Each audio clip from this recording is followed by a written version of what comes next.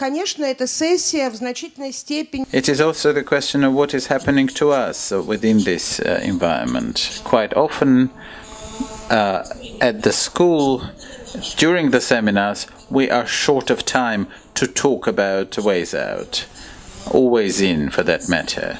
How to employ the knowledge we have acquired. And while we mentioned Faustus, let me quote another one.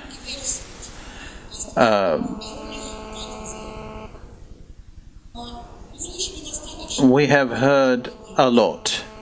Let us do something, Faustus tells us. We have heard enough.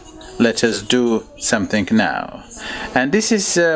I think this harkens back to what Elena said in her welcoming speech.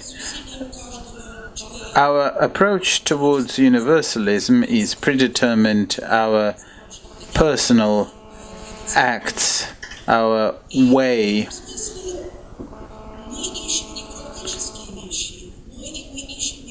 And we're indeed seeking practical things and values alike. Speakers, please come and take the front row.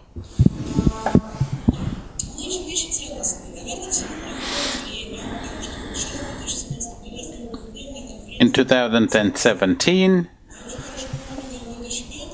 we're now talking about values. I remember that in 2015, when I tried to speak about the morality in politics, I was almost ostracized to the extent that there can be no values in the Russian politics. And now it may be that this is the right time to be talking about it. And I think that we should be talking about Russia and the world as indeed it's the story of what is happening to Russia and the world around it. Yesterday, during the first panel, as we spoke about the state of our societies, I may have a professional deviation because I tend to see corruption elsewhere. It's like that story of the artillery general who sees tanks everywhere. It is often said that the morality of the people may be influencing the morality of the government. Indeed, when you look around, you can see that this value or anti-value package which surrounds us in the elites is generally the generation of Komsomol, people from the Komsomol who were able to find their golden days. And this is indeed a story which is very difficult to check. The Komsomol people of the 1970s and the 1980s who were not particularly successful in their young days are buying their 12th Lamborghini as the compensation for the bicycles that their parents may have not been able to give them in their young days. And this may be one thing is when you buy the 12th Lamborghini out of your own money, that's one thing. When somebody does it at the expense of the state budget, that's something quite different. So when we try to consider this value, or rather anti-value situation, which is reigning high not only in my country but elsewhere, one gets back to the realpolitik terminology, where the results are so much more superior to whatever cost these results may entail, or whatever costs, whatever means the particular ends may imply. So, Lev Gutkov, my great colleague, has presented some very interesting statistical considerations. There are people, there's a majority or a tentative majority in Russia who are interested in keeping this regime. But the real question here is why? Why would people be interested in keeping the particular political arrangement? The regime is needed for continuation of unlawful personal enrichment. Could that be the reason? Yes, this can be a reason. Or else, the reason to keep this regime is to continue the unlawful trafficking of money across frontiers and borders. This could be another reason. And I would certainly like everybody to consider these possible whys. And indeed, maybe to show our ways, to show the doors, or to point the direction in which we can move so that history does not freeze, so that the history does not conserve itself.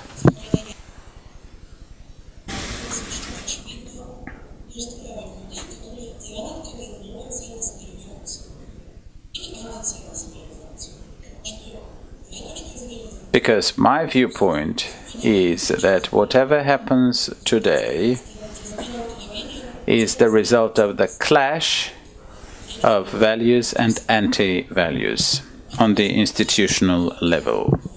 With this, I would like to stop, and I will certainly allow everybody to speak within the time that we have.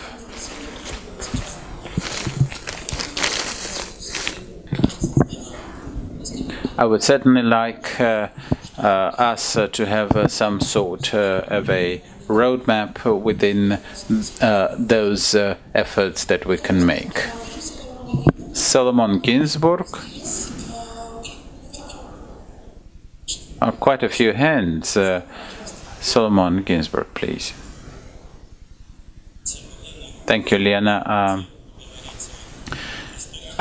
I would also like to touch upon these values coming from the walls of the Faustus restaurant. The wall between the toilet and the kitchen.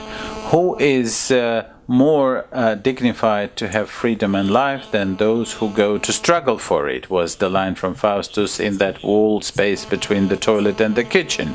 I was very much touched by the words of Sergei Petrov, that the discourse in Russia and the West is viewed differently.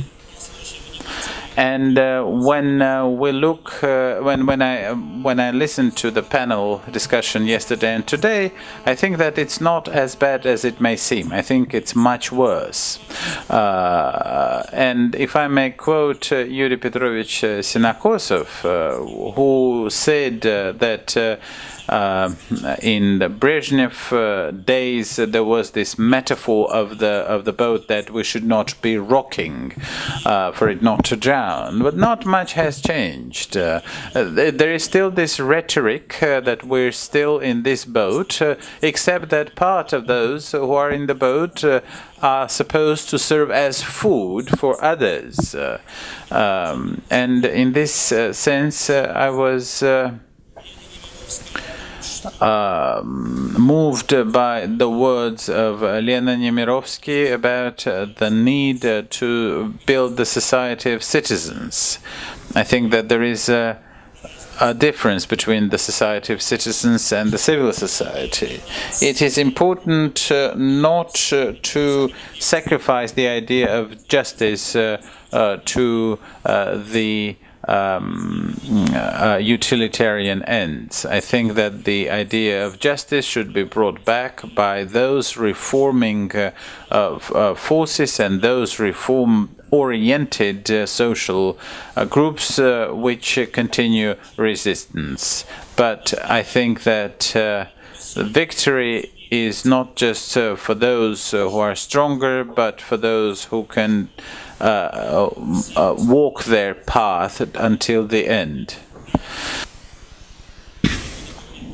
And I intend to go the entire path, and I will be continuing to speak about the mechanisms of falsifying the elections, the electoral results by the false protocols and the ballots. I'm defending and protecting not just my rights, but also the rights of my colleagues. And it may be lofty of me to speak thus, but I think that I'm trying to stand for the interests of Russia. And it's not just about an insulted Jew, as some may put it. It's about my interests being quite in line with the interests of my country. And when we think about those who stand behind the high red brick walls, one may remember the Soviet era feature film, The Exploit of a Spy. As those who would say that the mass media that you have quoted is like a collective Stubing, because everything is leading to the collapse of the civic consciousness.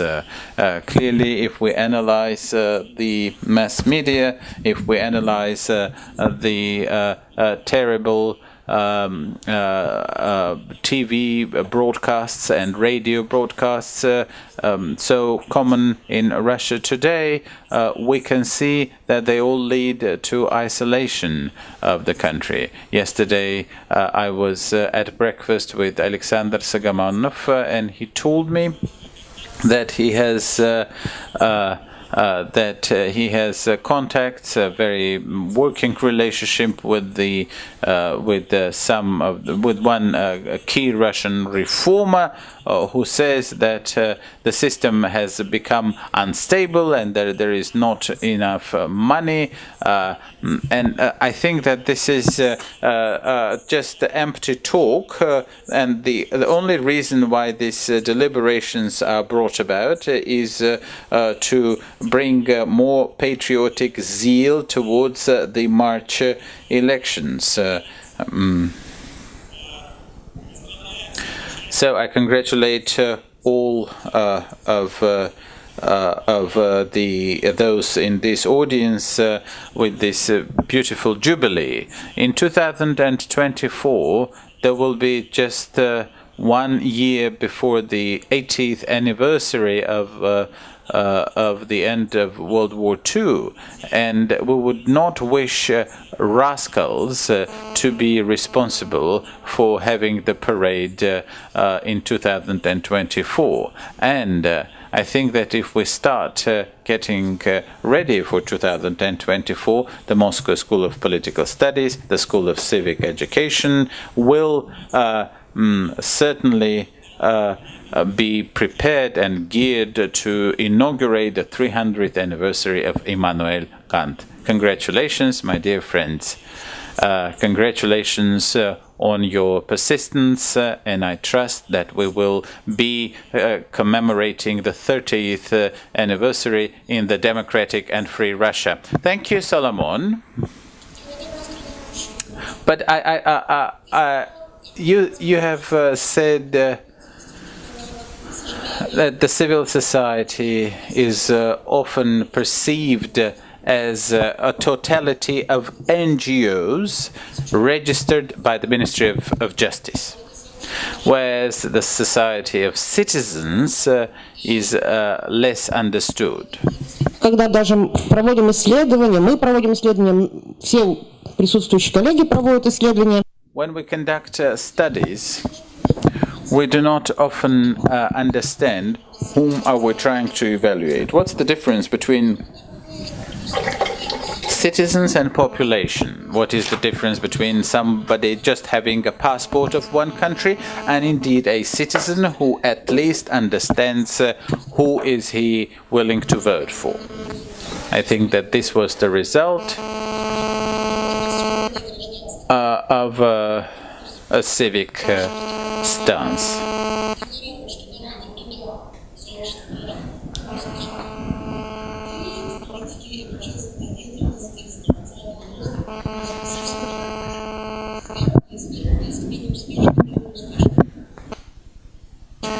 Where is the golden key?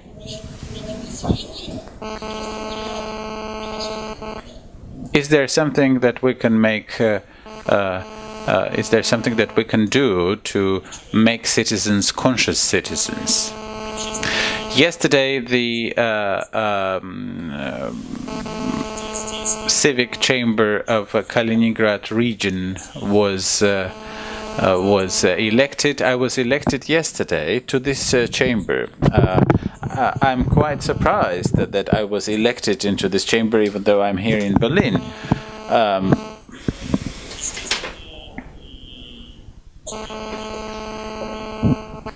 And after I got enough votes to become the chairman of a commission for the international, the interethnic and interreligious dialogue, I did not come to head it, and we agreed that we would be creating an alternative civic chamber. Because Igor Rudnikov, my friend who is in detention, there is no opposition in the Kaliningrad regional parliament. We will be make an attempt to create an alternative civic chamber and an alternative parliament. On the basis of this chamber, we shall be shaping a shadow cabinet without waiting for this regime to die away. Although there is no illusions, and I agree with Mr. Inozemtsev, I think that the head of Russia today will continue to rule in Russia until he expires, which is to say that we can only expect changes in Russia with the ceasing of the physical or biological functions of particular individual. So this is something to say with respect to the fake civic society. All right. I may not know your names, all of your names, but I would certainly ask you to introduce yourselves. Good afternoon. About 3 to 4 minutes, please, each, so that everybody can have the chance to have an intervention. Mr. Doroshenko from the Ukraine, I thank Elena and Yuri Petrovich for this opportunity to take part in your discussions. Yuri Senokosov has numerously said that enlightenment and illumination is not just about or primarily about dissemination of knowledge, but about the urging to dare and think, to dare think.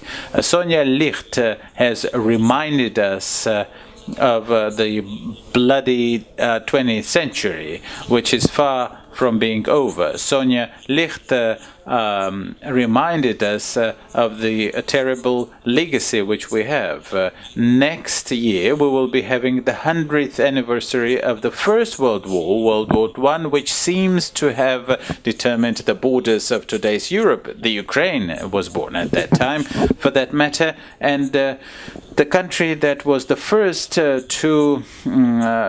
conclude the to conclude the peace. In the Ukraine today, we're seeing war again, war in Europe. We can see that the Balkans have not recuperated from the breakup of Yugoslavia.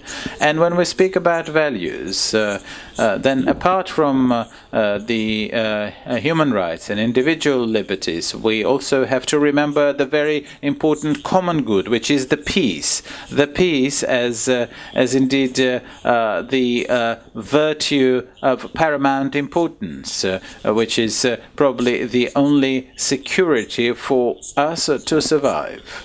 And I think that here, in this continent, which is again bloodied by wars, I think that we should remember about the overarching value of peace. Vladimir Shmylov, Moscow.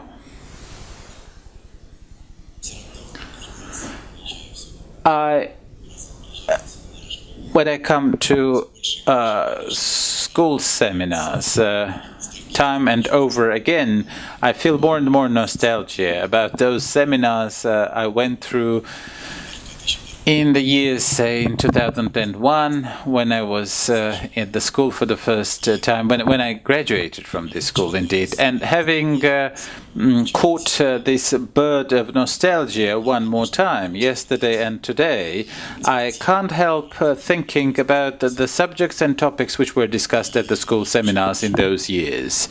And I can't help forgetting when during one of the seminars in Berlin, this was my first European seminar at the school, when the experts and the alumni were exercising in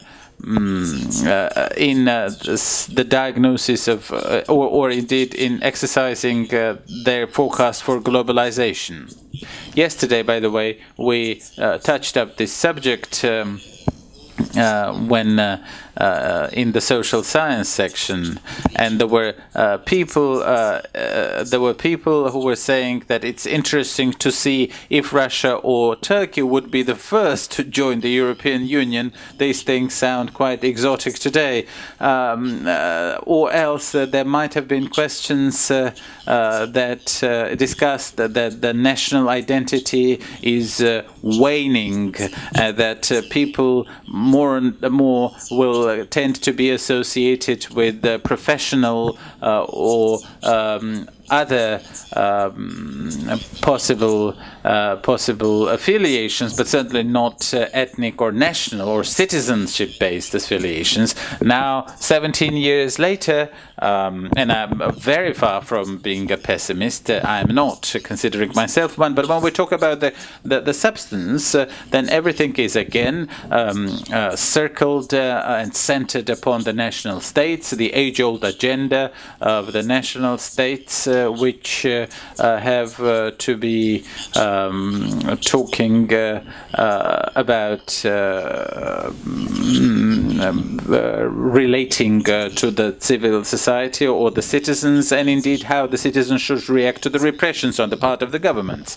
So, in spite of these evident tendencies, however, the words that we said and the subjects that we discussed 17 years ago are still valid. We should not be just regarding these as aberration or as a beautiful dream which is gone entirely. I think that the time continues to pass, and over these 15 years, the stage of globalization, of internationalization, has grown everywhere, including Russia. And this may be Andrei Zakharov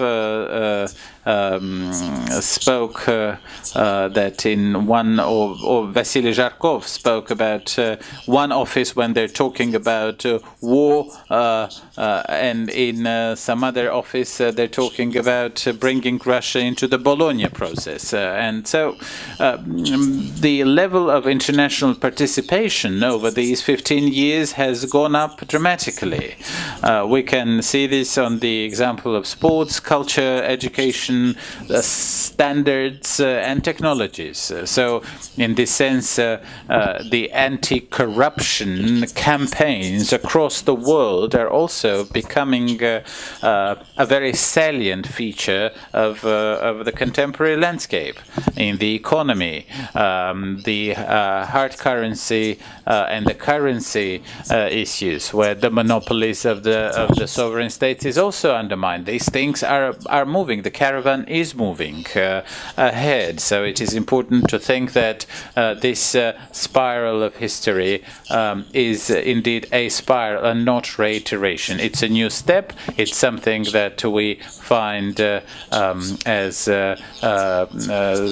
sometimes surprising. Sylvie Kaufmann said that we just have to continue to struggle for what we have been standing for. So, on the one hand, yes, I think it is the case, but on the other hand, much has changed since 1989. Hence, the tension for international links, international ties, in addition to what has been going on in the global context, including internet. So far, it has been regulated at the level of national states. Clearly, national states do not refuse to let control over try to adopt all kinds of regulation. In Russia, it is done in one of the most extreme ways. But nevertheless, whatever, there is still no global regulation or no global censorship online. And they are, as I said, some attempts, maybe very nasty and unpleasant, and I suppose they are doomed to fail. And the very fact that the 25th anniversary of the school has been taking place in Berlin. Clearly, for some reason, it is, like it was said, the school, like the nomads, but certainly not happening because of that Lena, you are doing it for pleasure. But it once again brings the school exactly into the context that is so much important today, in the context of a global conversation of a common European agenda about universal values, about universalism. That is why I hope that after another 25 years, or at least 15 years, this is my personal memory, at new seminars of this school, the conversations that we hold today, we will be looking back at them, if not with nostalgia, but not very positive nostalgia, because time will do many things, so there are good reasons to be optimistic. I would like you for people to understand, can you say which university you teach at? And like, I work at the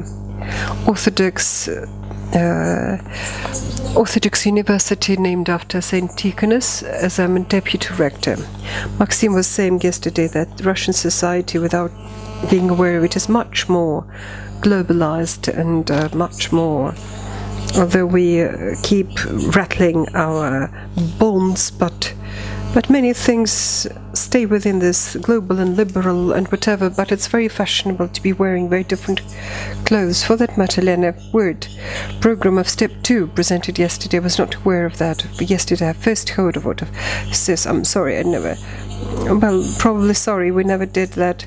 So I think it is exactly one of the answers. If you speak about the answers or ways out, this is exactly it. Georgy Chizhov from Kiev.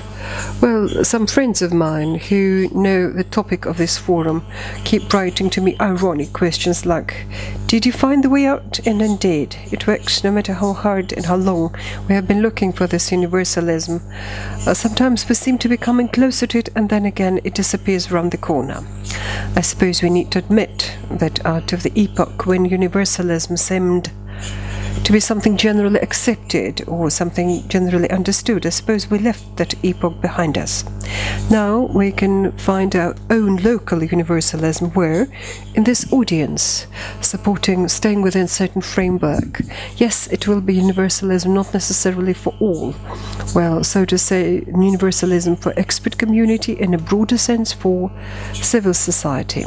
Yesterday, Andrei Zakharov set a dichotomy between what is being said and what is being done. As we realized, what is being said is exactly what is being done, especially in the spheres where most of those present here work. And at the previous session, Elena, you suggested we should come up with a way out, what needs to be done to get out to this pessimistic situation that everybody kept drawing. And I put down just a couple of words, what each expert suggested. To identify where our mistakes lie, continue working, restore personal responsibility, stay in touch, ask questions, set up clubs, start a dialogue, and explain that there's only one way out. There's one way. What does it mean? They are verbatim. We have been looking for these ways out for a couple of days, and we seem to have reached things that we will continue doing what we have been doing. Maybe in a somewhat banal conclusion, but we got it through some intellectual effort. We shouldn't overestimate what we have been doing. We should, for the time being, and maybe for a long time, get rid of the illusions that we may set the agenda of our own. First and foremost, it has to do with Russia, but I suppose to a lesser extent it also applies to other countries, including Ukraine, where things are so much better. But nevertheless, our role is more in reacting rather than setting the agenda. And we cannot run ahead. But we can just disallow some things to happen and show positive examples. If we remain on positions of our values where we remain loyal to our values, we may be left as some kind of scaffold, a carcass scaffold that will not allow the breakdown of civil societies. I don't know whether this role could be enviable, I don't know, but it is something that we understand, something that is in line with what we have been discussing for these 2 days. And it may sound, well, high-flown, but this is where our mission is. Thank you. Well, this young gentleman, then Dima Makarov, then that lady. Yes, and if you don't mind, please tell us what brought you here. In a sense, what is your name and where you come from? I'm a journalist and I'm also an editor of the English section of Intersection, alongside Anton and Olga here. And thank you very much, of course, for a fascinating couple of days. It really is incredibly thought-provoking, and I think that's really what brings me here, is the diversity of ideas at play.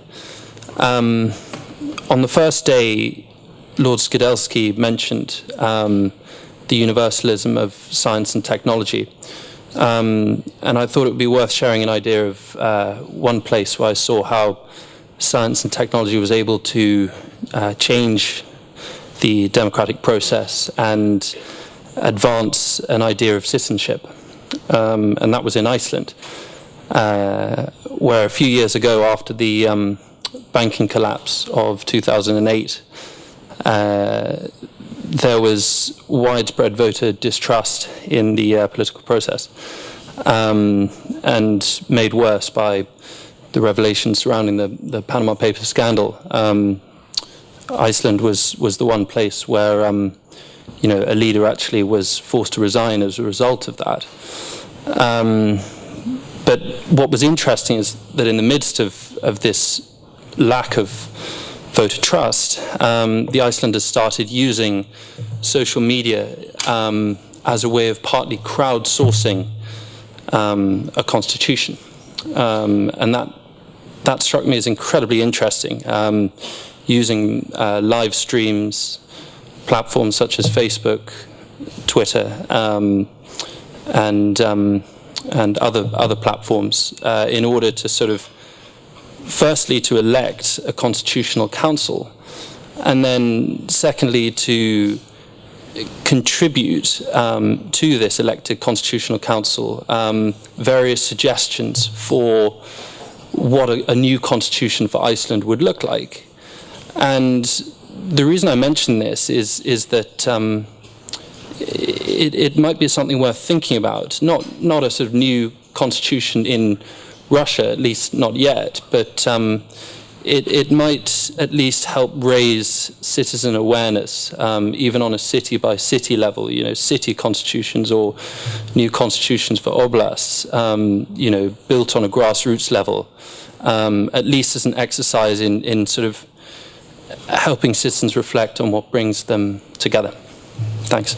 Спасибо большое. Очень Thank you very much. A very interesting proposal, and I suppose we can discuss it. Yes, I'm Dmitry Makarov, International Youth Human Rights Movement. I'm very thankful for the opportunity to take part in the discussion for this food for thought and deliberations that I heard here. I can't but get rid of two thoughts as a result of the discussions we had here today and yesterday. The first thought that comes to my mind keeps repeating something like the thrust of every presentation, almost every presentation. Like winter is coming, that we're now in the twilight, the dawn of the decline of Europe, dark times, dark ages are on us. In the words by Tonya Licht, we several times heard the word defeat. We have failed in attempts to bring together Europe from grassroots level. And on the one hand, I find it very close, these moods. But on the other hand, I refuse to believe that that is the case, because for me, in this story of civic assembly, it's a story of victory. It's that there is a museum of Sarajevo. Among the pictures, there are copies of correspondence of civic leaders of Helsinki Civic Assembly among this massacre tried to stop the war. And they're examples that have inspired and continue to inspire us, the young generation, very much like the example of Moscow Helsinki group that gave rise to Moscow Helsinki movement. It is history, maybe not that long ago, but it is history that has been inspiring us. And we don't want to admit that this is a history of defeat. And I suppose we are, all of us here, very keen and hungry for history of victories. And I suppose even in this room, we can get many good evidence of real victories and achievements. And I suppose this needs to be done. And then our next victory would be close coming upon us. The next thought that is just turning in my mind is the words by Mikhail Fishman that the blame that our state seems to be imposing upon us. Like, you are to blame. I keep protesting against this. Why am I to blame for what is being done by the Russian state, although I carry the Russian passport? And I keep chasing this thought away. But it seems to me I'm not to blame, but I'm responsible. There is responsibility for the intellectuals of it, for all that has been happening. Responsibility for not stopping the war, stopping short the wars that are going on. The war in Georgia, war in Ukraine, which is going on behalf of my name, because I'm the Russian citizen.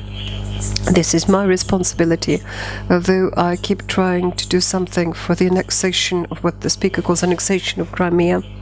Although the Council of Europe and this sort of caviar diplomacy in Azerbaijan, that our friends and colleagues are jailed, and we are all responsible for that too. And as I go through this recognition of our personal responsibility, this is the way to salvation, because this individual responsibility should also be followed by the search for collective action. Because if this is the individual activity shared by many intellectuals, then we can find a way where we can bring our efforts together. And in this sense, yes, we do have to continue at different levels to meet and talk about this, but we don't need to just come up with diagnosis, but we would discuss where we want to move forward. If our purpose is, for example, to save the Council of Europe, maybe that would be the reason for, discussion at the intellectual sessions of the next sessions of the school. What can we do? in order for this institution that is universalist in its nature, as we defend these universalist values so that it should get back to the purpose it served when it was set up. So this is something what we can do, to seek for things that go beyond national sovereignty, stay beyond those much attention is paid to Russian problems.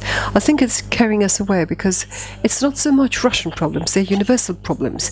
And answers and ways out may be universal too. In Russian, Ukrainian, Georgian, Armenian intellectuals and in general Europeans can discuss with sort of answers, what institutions we need to keep in place. And Elena has been urging us to with questions for experts at prior sessions. I want to ask this question, given all this intellectual potential that we have here, that the school has, in the opinion of those experts who have spoken to this audience, where do you think we could use to move away from words towards common cause? Something we can do. Okay, Council of Europe is very important for us. Maybe other things. Pilar Bonet was speaking about the problem of unrecognized territories. There are 6 million people who live in because of this disputable status and are absolutely without any protection. This also should remain our responsibility and something within our discussion. Maybe something else that will help us promote universalia and don't get down to just this despondent feeling that it's all hopeless. Because one day winter would be over and we would be ready. We need to be ready to come up with our own vision. It doesn't have to be a roadmap necessarily, not just a step-by-step instruction, but some kind of vision. What can be done under new conditions, which will sure to come. Well, thank you very much, Zima. As experts are thinking over what you said, please, you now have the floor. I am Para Freitag. I'm German, but I work with Prague Civic Center, and we strongly support civil society in Russia and in Eastern European countries. It's too complicated, sorry. I'm first of all very proud that this anniversary is happening in Berlin. I'm personally very, very happy because I remember when we started the first contacts, Bonn was still the capital, and the first steps of the school in Germany started when we were still in Bonn, and I'm very, very glad that we have done this long work together and that we have the honor to host your anniversary. But 2 points from my side as somebody who really thinks a lot about civil society. I think the discussion we had just before showed that what is the general theme, which is the closing civic space as a universal phenomenon. That is how we discuss it. It is the closing of space for civic participation worldwide as a universal phenomenon. That it has really two extremes. It was very clear today in the discussion between Frederick and Sergei Petrov that the underdeveloped individualism, of course, creates the situation where the individual doesn't act, but the excessive individualism and the era of the me, which is no longer linked to the public good, also threatens civic participation in the long run. And I think we have a common problem coming from two extreme developments. On carrying on, to carry on, I think our pathod is a little bit different. We think it is what is needed today is a clever mix of carrying on and doing differently. We need both. We need to sustain what is there and defend what is there. And we also have to be hybrid, flexible, innovative, and really adapt to a new environment. And I think the intelligence responses come from always deciding what I do here. Do I want to continue some best practice, or do I understand that the practice was not the best but needs to be adapted? So I think there is space that remains and needs to be defended.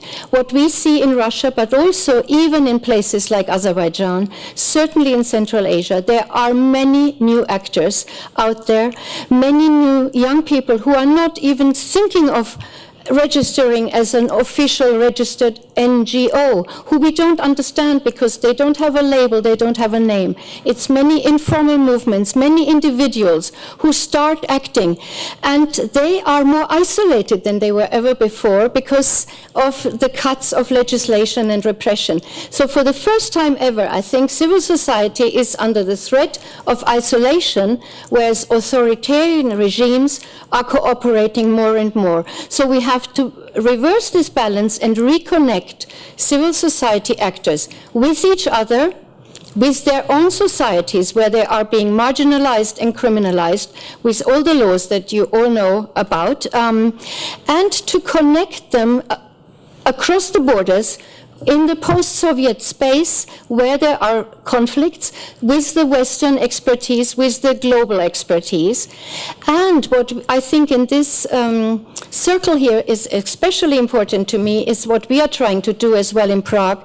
We are trying to connect the people who dare to do with the people who dare to think, because what we find is that a lot of activism is happening without connection to the expert community, and that the expert community is not enough connected to those who do things, because they are busy doing and you are busy thinking. So I think what we are trying to do, and what also Lena, your school must do, is to create special places where activists, if I just take this as a term, groups, individuals, young and new, especially who don't have the connectivity that we still had in the 90s, are reconnected to experts who know about the society in which they operate, and to give them the vision about where they want to go, and to work from a deeper basis out of this.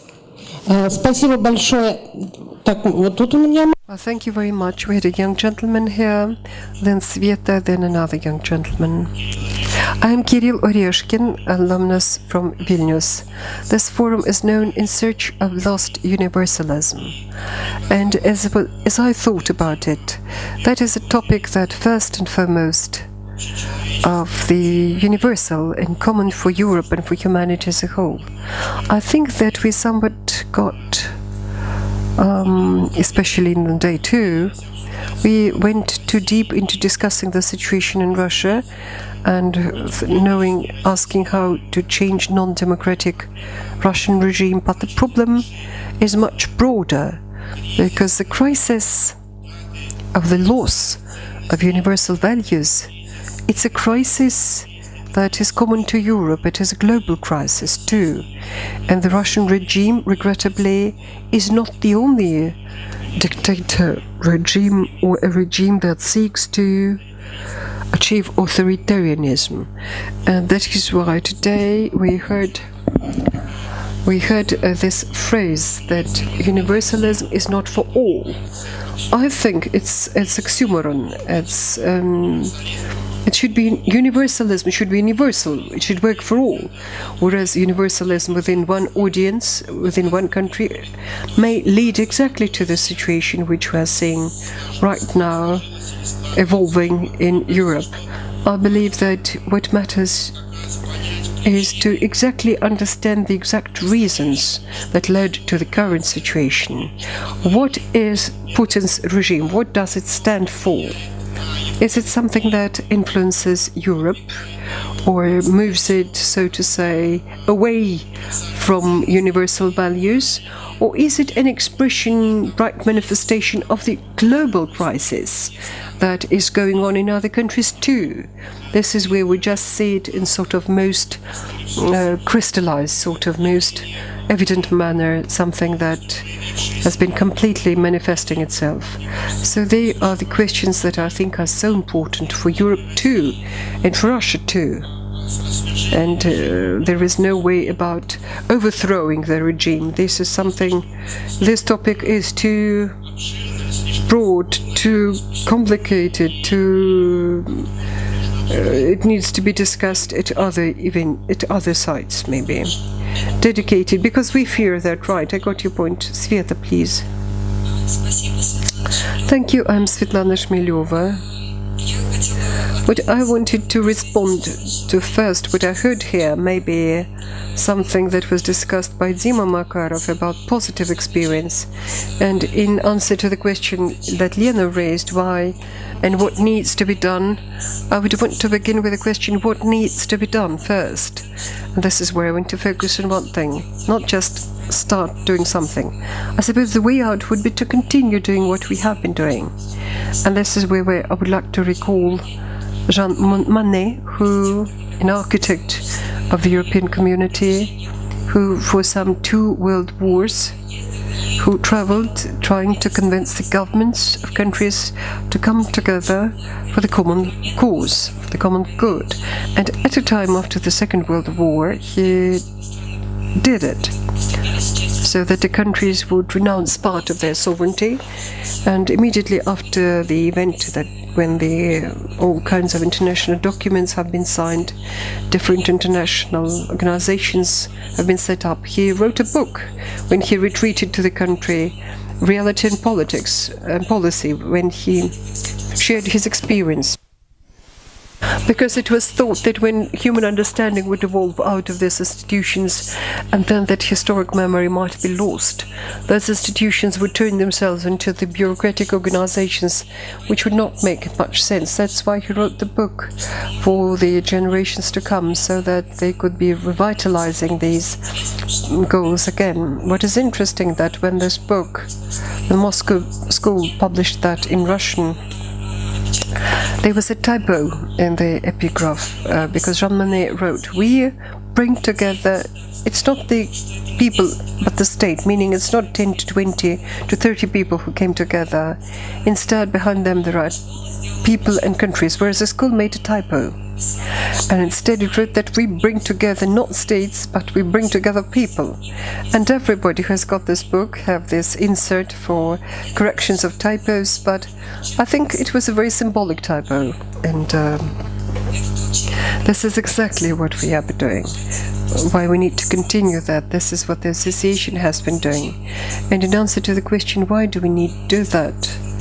Because, well, you can oppose close when people shut down with openness, because when people are uncivilized, only civilization would be the right opposition. That's why we need international horizontal network, and the only way to oppose vertical power is to do horizontal. So it's important to expand the network. I don't know whether it would ever go beyond maybe a declaration that might be signed by citizens of different countries. I suppose it would be fair, it would be interesting to look at the map, global map of reality of people who subscribe unto some values such as dignity, honor, and justice, and so on. But I suppose it is the right track. The question is how to develop it further. And to do it, we need to understand that we're doing the right thing. Thank you, Sveta. I fully subscribe, especially about horizontals.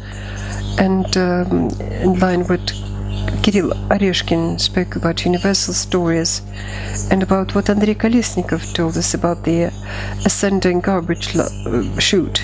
It's not only relevant for Russia alone, these new verticals. I know it is not you, it's Rubtsov, but you uttered this, so it's now your utterance. Well, ascending garbage chutes, like of this negative selection in government, they only work when the vertical is present. Only the vertical has ascending thrust. So when you put it horizontally, the garbage will settle down and it won't go up any further. And only via horizontal accountability and responsibility you can fight all this. We don't know how to incline sort of this, let alone forget about making it horizontal tomorrow, but so much about the question of upward draught. Maybe this is a question we need to think, how we need to try to move it horizontal. Yes, there was a young man raising his hand, and then we'll go to the next corner.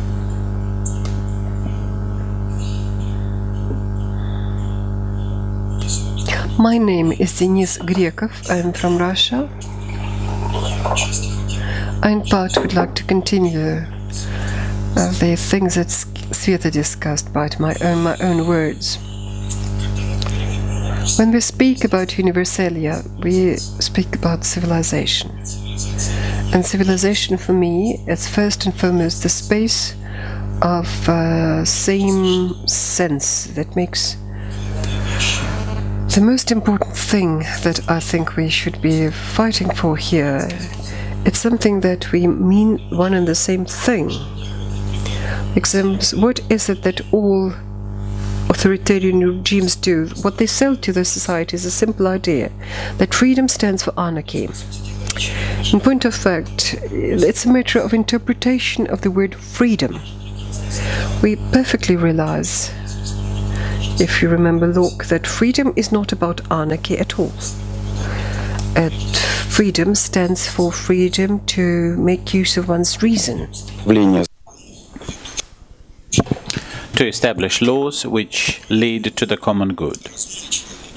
And so an intelligent person is always free, because he or she follows such laws of thinking, of independent thinking. Alexis de Tocqueville, when describing the American democracy, was juxtaposing the two categories, that of equality and of freedom. And he was among the first to understand that it is about the balance between freedom and equality. He was one of the first to warn that democracy without freedom degrades into a new, as yet unnamed type of despotism, which we now know is totalitarianism. Indeed, equality without freedom leads to the equal misery. And it is only through freedom which we can become equal. I think that the principal task is to try and struggle for the commonality of these principles. The principles which describe us, our civilization, and hence we shall continue doing what we must by creating this space.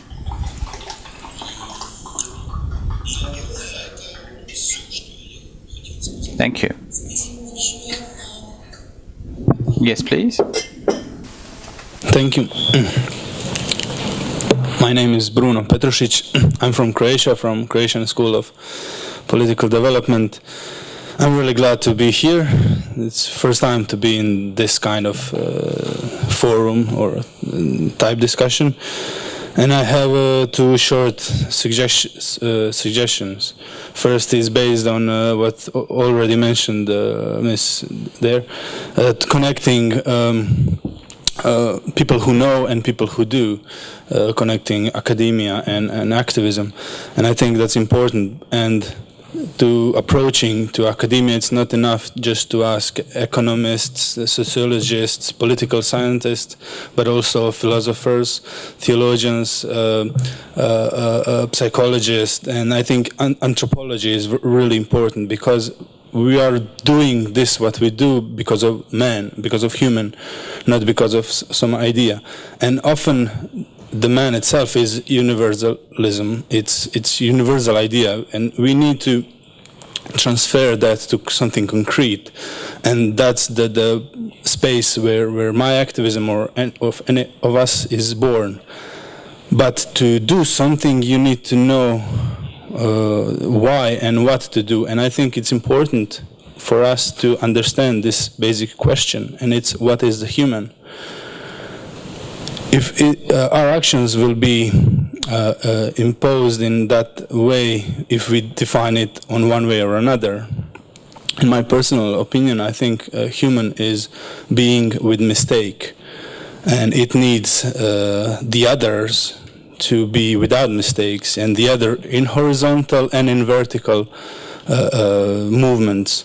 And then when we have others in horizontal movements, that is society already. Where if we have two people, that is society. And I think the theme of this the panels of roadmaps for salvation, I would like to say that just salvation in a religion is different than in society. We all know that salvation in religion is vertical movement, and in society or in social studies it's horizontal. And if we define man as being with mistake, and he need others in horizontal movement to be perfect, then we will not put our goal to create perfect society, because such thing doesn't exist.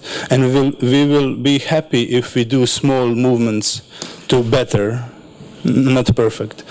And just today, a lot of people mentioned personal responsibility, and I think that's really important. But I didn't heard in these 2 days one really important thing, and that's not just value. We educate people for value, and we incorporate them in self. But it's what is necessary is to applicate those values in concrete life, in concrete actions, and we cannot do that without how do you say, Verlina, Croatians? Virtues, yes, okay. So we need to have trainings and education for virtues, not just for values, because value without virtue is empty and dead. Thank you. Thank you so much. Игорь. Князев Игорь. Igor Knyazev from Russia. I am very happy that Andrei Alexandrovich is right in front of me, and I can indeed speak against his accusations of religion, which I harbor for now the second day. I'm Igor Knyazev. Yes, I'm a bishop of the Lutheran Church from Russia, alumnus of the school. Indeed, flesh of the flesh of this school. One of the most sensitive subjects is relation between church and the state, both in today's Russia and in the beautiful democratic Russia of the future which we all dream about building. The problem in these relations between the church and the state are numerous. The society is quite right in holding and mounting claims against the church. The citizens may see we are not happy about the church because we see the church participation where we don't want it, in the offices, in the posh palaces, in the expensive cars, and we don't see the church where we would like to see it, which is the hospitals, the hospices, the asylums, the houses of the poor, the almshouses. The political opposition have some claims, others have other claims, but the most important thing is that the society and the community, which we would like to have this conversation about the future relations between the church and the state seems to be unsuccessful. I have recently been contacted by a young lady politician, and I was asked, why do you never go to any opposition meetings or rallies? And I say that I have never been there because I've never been asked to come. I've never been invited by the political opposition, which indeed leads to the fact that this topic is becoming curbed, almost tabooed, and the question of the relations between the church and the society is hushed up by the opposition. It seems that the political opposition is simply not interested in this very subject, and so there is a sort of a Bolshevist renaissance which we're seeing in that camp. I don't think that this will be a good Because however much we harbor, or some may harbor, a dream of living in a beautiful secular society, I do not readily believe that any intellectual or philosopher could come and take the stead of a priest by the bed of the anointed sick, at the extreme unction, or else in the prison cell. So I believe that it is through this important dialogue, and I do not readily believe that we are in a position to dictate to the tens of millions of people of the society they should live in. And we are often being told that we should jump from feudalism into capitalism. And we want to imitate, say, Europe or the United States being rich and prosperous. But then, indeed, why should one not be following the lead of the church and the state in the United States? The United States is one of the most Christian, is one of the most ecclesiastic countries in the world. In St. Louis, I asked a director of the school, and I asked, how could a priest come to teach or to have a class at your school? I said, well, it's very easy. We will just publish an announcement, and the priest may come and read a lecture. In Russia, this seems to be almost impossible. And we are, of course, as members of the clergy, think as to what we can do, and we can also think that we may be starting with some legal initiatives. So we'd start writing draft laws. And there is indeed a question if we're going to enter this new parliament of the future with empty hands and wicked heart, or else we can come with some sane propositions. And indeed, one day we asked the Polish reformers, how did you manage to conduct your reforms? And we were told, when Jaruzelski banished us, we started to learn English and to write the draft laws. And then we adopted these laws and then went across the world at large, to tell about Poland and the Polish experience. I think that in Russia we have to start with this initiative. Thank you.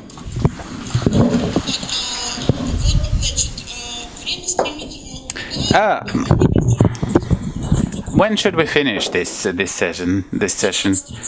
At 4:30. At 4:30. All right.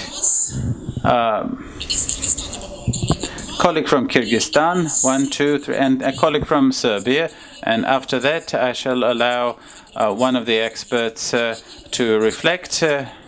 And then we shall have a reception, and we could discuss the rest during the reception. Thank you. Pavel Vitnyansky from the Ukraine. I come from the Republican Party. 3 points I would like to make, which we all need, not just in the post-Soviet space, but in the world. How can we start restoring trust across the world or in the Ukraine? We have to cultivate trust here. We have to restore trust in such audiences of friends, and especially sharing the experience of our mistakes. We can talk a lot about not just some successes of the Ukraine, but we can also speak about the failures in our country, which is probably and often more valuable than upbeat propaganda or upbeat good news. There is another anniversary which we are celebrating this year. This is the 100th year of two revolutions in Russia. This can be a celebration or a commemoration, depending on what we take.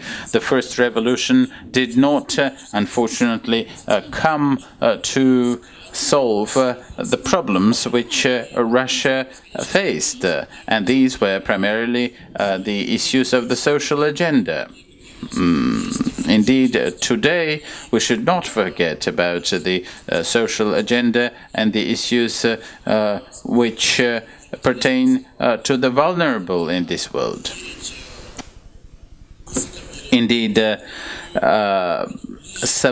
being subdued, trying to rein in and to bridle the arrogance, to try and have a more consistent attitude towards those vulnerable of the world, those living in the abject poverty. This is what John Lloyd spoke about, in part saying that part of the democracy is about working towards social cohesion. This is a part of the civics, not fragmentation, not atomization, but cohesion. And this is something that we're seeing in the Ukraine. Evidently, the political reforms are not sufficient. The social agenda often bogs down or else makes it impossible to move ahead with the political reforms.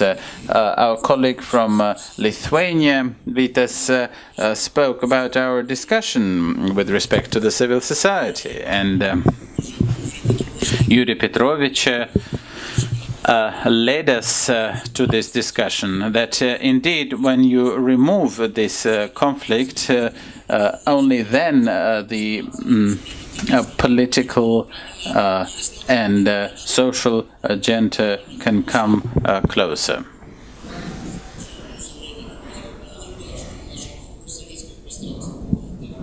So, accepting politics as an important part of freedom and an important part of the civic stance, and to support the political action, the political will of those whom we can ally with.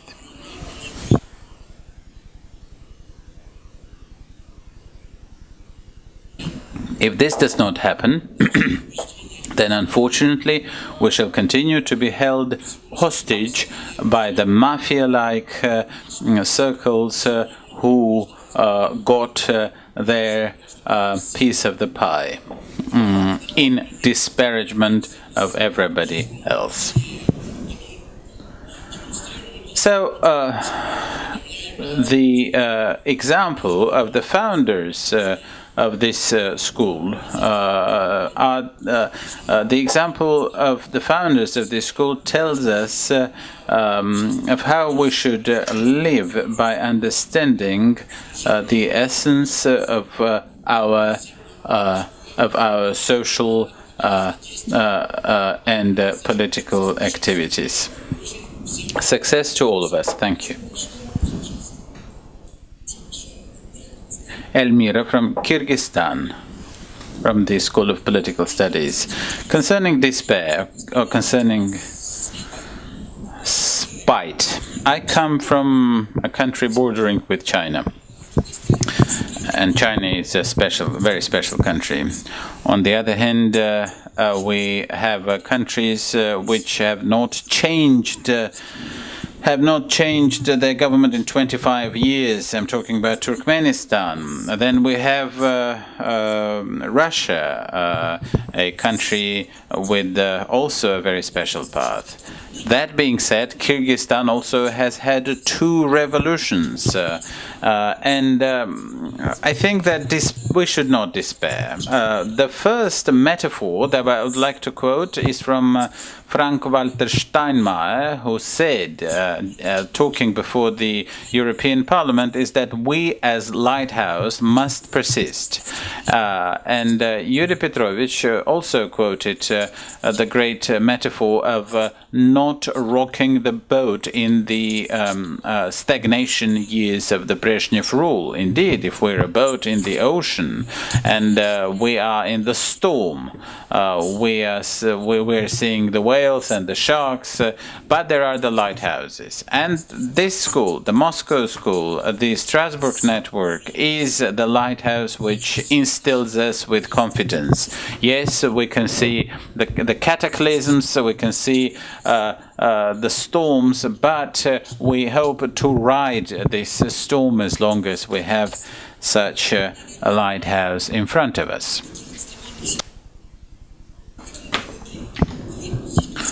It has been said that a month ago we were taken into the Association of the Schools of Political Studies, and a couple of months ago I was told by somebody in Strasbourg, look at yourself in a mirror. Why should you be in the Council of Europe?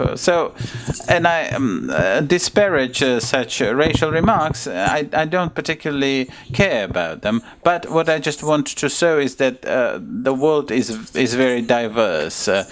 And I think that the note of optimism should be coming. That it has been said about nomads, and I come from a nomadic nation, but once you've spoken about it yourself, and nomads are not just about those who are running away, but they're coming there, and there is also this notion of sedentarism. I think that we have some instruments which we're using in our nomad culture. It is you're very rich. You are rich, and you're rich in people.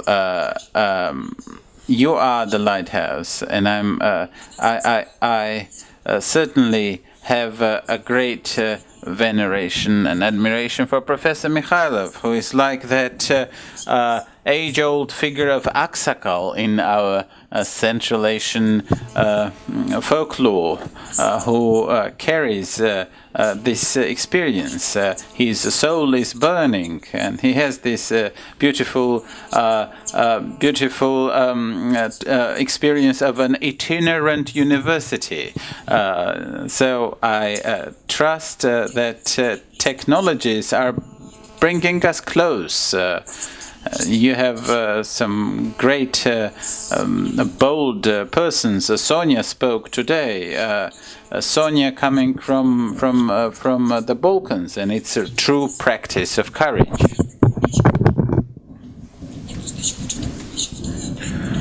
The second project which we are inaugurating is called Rethinking the History. Sonia spoke about it.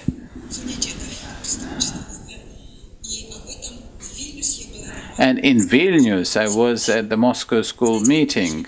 You know how we came to the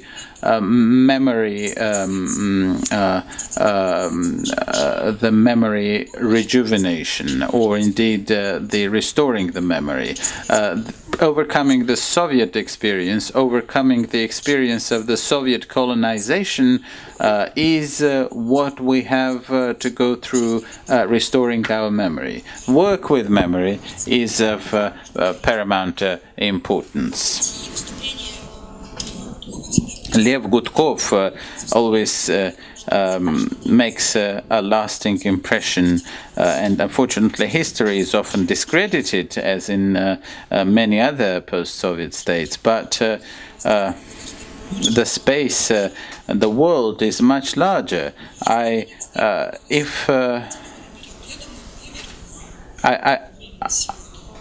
trust that the bad times are only for a time. And I think that being in the itinerant state, we're just carrying this torch. Let's just be in this boat. Colleague from Serbia. Would any of the experts like to say anything? Nobody. Good. Then I shall allow two persons to speak. Ilya Azar and you from. Croatia. I think that these words that we just hear would be excellent conclusion to this, but I'll just try to add, I always wanted to quote these lyrics in the center of Berlin. The sun on the meadow is summery warm, the stag in the forest runs free, but the gathered together to greet the storm, tomorrow belongs to me. I'm very emotional because when I was in Galiciano in 2010, I felt the enthusiasm, the emotion, and I understood Russia for the first time. Sitting with Elena and Yuri and with the people from the Caucasus to Vladivostok. Misha, my great friend from that time. These are the lyrics which could be said in these great summer days of Galiciano. But these are the lyrics that are sang by a Hitlerjugend character in the film Cabaret of 1972 of Bob Fosse. We know what happened in that movie, we know what it talks about. We are now in Berlin. Lena, Yuri cannot operate in Russia. Yes, this is anniversary years of many revolutions and things like that, but I would just like to say 2 sentences at the conclusion. Universalism is not lost. We doesn't need to look for it. It's always here, and it always helped us in these kind of times and ages.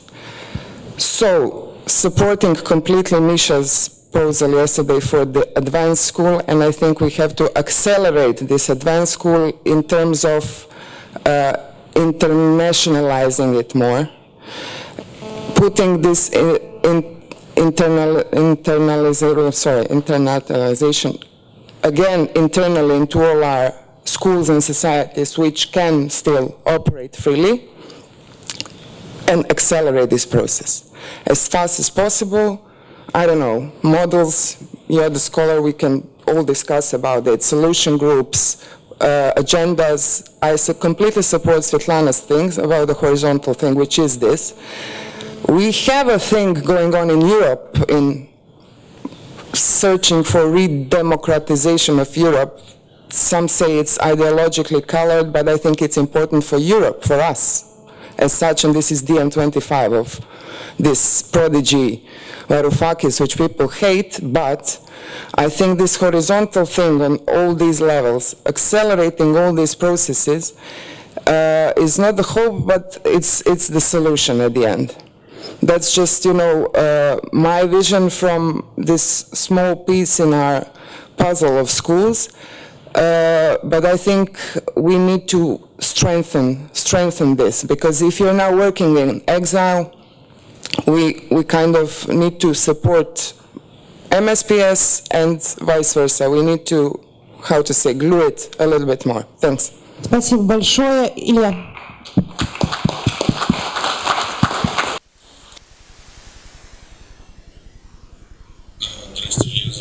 Ilya Azar from Moscow.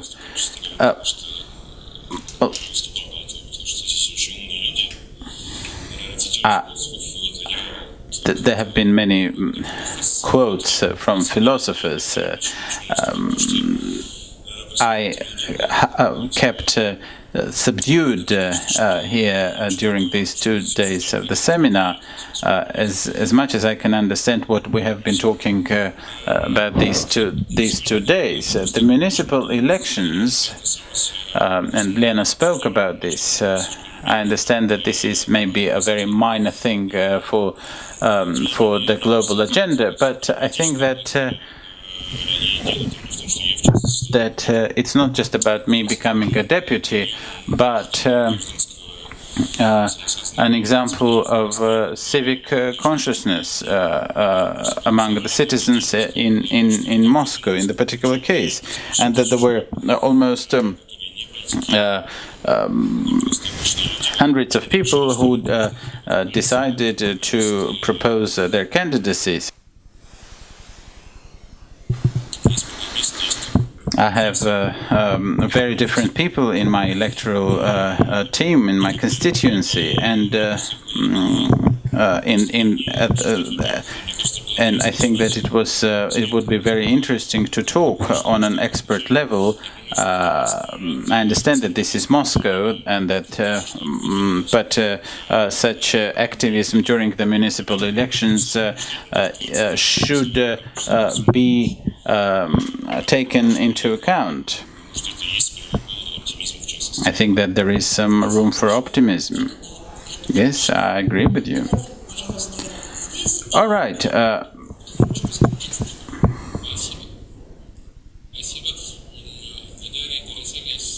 Natalia Darasili from Tbilisi School. Let me support my colleagues from Kyrgyzstan and Croatia.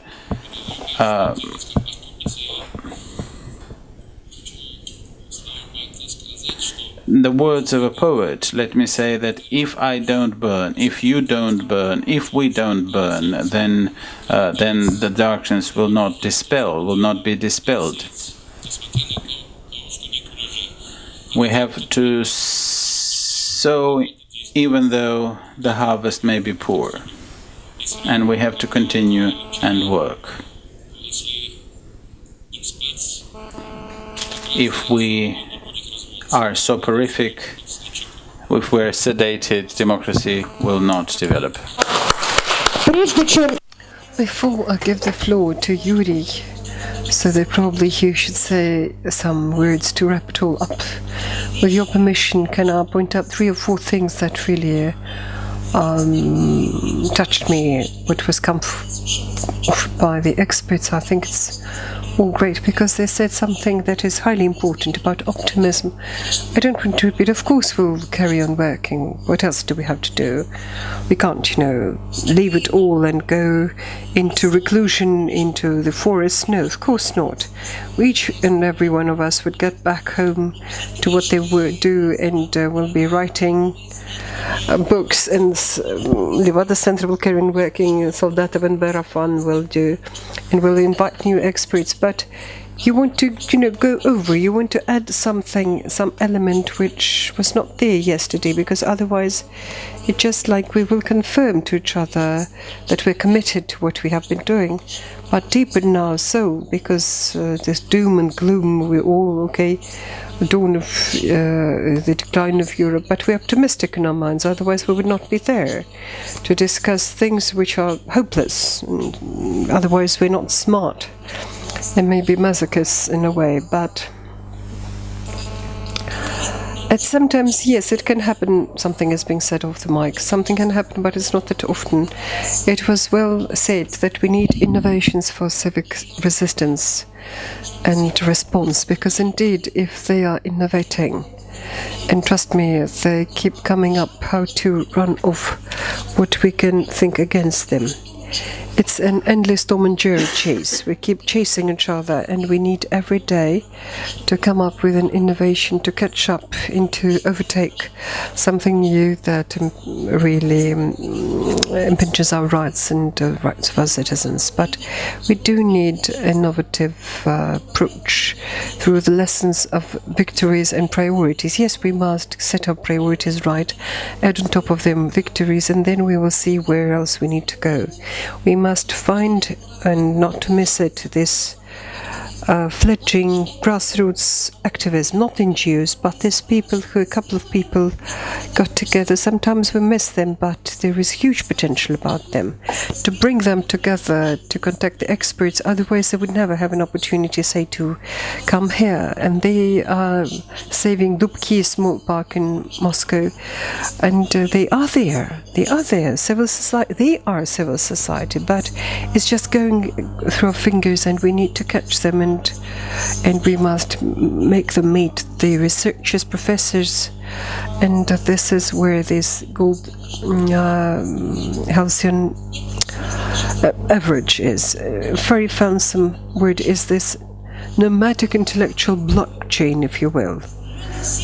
It's like distributed network of civic knowledge where every cell is independent, but at that it can give you much more than one person alone, and if you put it all together, that makes it produces a synergistic effect. That may happen in Kyrgyzstan, in Horvatia, in Great Britain, France, Germany.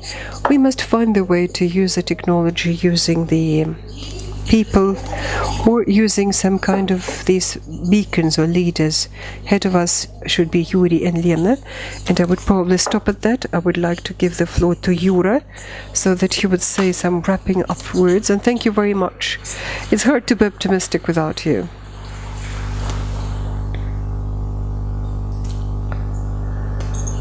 I apologize for... Can you hear me? I thought that I would go out to speak to this audience here today because Igor Chirov said something that people are now writing online. Have you found this lost universalism, what you have been looking for? And I've been thinking that when we started the school, one of the founders, we think, is Mirab Mamardashvili. He spent the last 10 years of his life as a philosopher, speaking the language of philosophy. He sought an answer to this question in his lectures about Descartes, about Proust, in his numerous interviews. I want to just read out a bit, just from his text, from his presentation, rather, for this magazine Yunus in 1988. But before that, just a couple of sentences that I wish to share with you. As we're here, it's not the first time, but for the first time I thought that I shared it with somebody, that we don't seem to be minding very obvious things.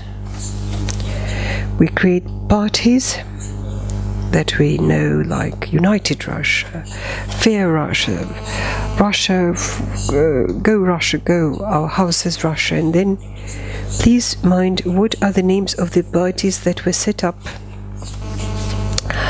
and through which Germany, for that matter, overcame all that came upon it. Christian Democrats, not only in Germany, but in building of the European Union was built by Christian Democrats, Social Democrats, Free Democrats, Social Network, Union, sorry. I love this word. The democracy is an empty word that cannot either be nationalized or privatized. And the Germans, they were very smart about this, as they set up parties, democratic parties, but they would use different words for them. Some parts of this space were taken up as they were defending both the principles of democracy and freedom and at the same time expressing some kind of social position. This is what I wanted to share with you, and as I wanted to give you some words of warning. It has to do with philosophy, because you can't do without philosophy here. And Mirab, as he spoke at that lecture, he said that an act of philosophy is about blocking within you our mania to think in pictures. When we move away the pics from our mind, from our conscience, we begin thinking, which means that our thinking always has borders, always just working somewhere at the limit, what the philosophers call the sense. What is the sense or point of history, or what is the purpose of this world? That is something that is never implemented either in space or time, and can never be embodied like any event. For example, a state constitution that would serve as example of this sort of sense of point, purpose. And the purpose is not about something we find in this world, very much like the final end of history is not part of history. The end of times is not part of time.